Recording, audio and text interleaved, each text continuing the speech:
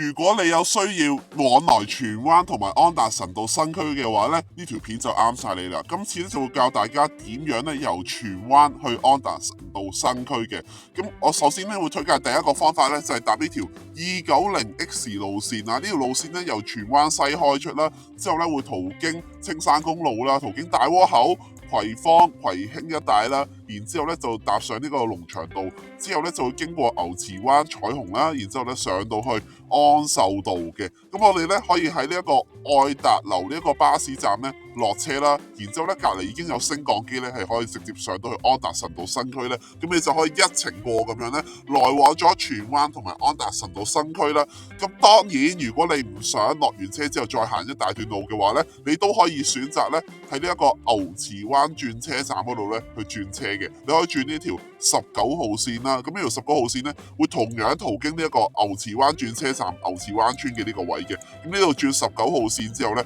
咁你就可以咧直接上到去安達臣道新區啦。咁係有轉乘優惠嘅，減4個2嘅嚇。咁另外咧，你亦都可以咧係搭290號線啦，咁啊或者290A 號線啦。咁其實佢條路線都係大同小異嘅啫。不過呢條路線咧290同埋290A 咧就唔經安秀道嘅，咁所以你就冇得話去到安秀道，然之後咧再搭升降機上去嘅。咁你必須要喺咧牛池灣轉車站牛池灣村呢度轉車啦。咁另外咧，你亦都可以搭40號啦，40號就係即係個路線都大同小異嘅。咁但係呢條路線就係觀塘嘅，咁所以你都要喺牛池灣轉車站牛池灣村呢度轉車啦。咁如果第三種方法啦，咁就可能係搭港鐵啦，去到去彩虹站 C 出口啦，然之後喺牛池灣轉車站呢個位咧，又轉翻呢個九巴19號線咧，咁就可以上到去安達臣道新區一帶啦。